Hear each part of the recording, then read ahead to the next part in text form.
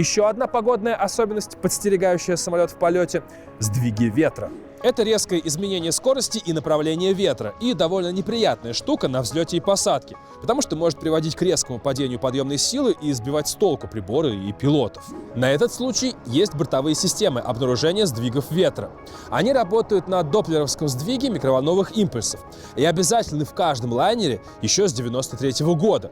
Пилоты, если видят значительные сдвиги, просто откладывают вылет или уходят на второй круг и не попадают в такие воздушные ловушки. Так что если на взлете или посадке самолет сильно дергает вверх или вниз, не переживайте. Да, это влияние ветра, но не опасное, а в допустимых пределах.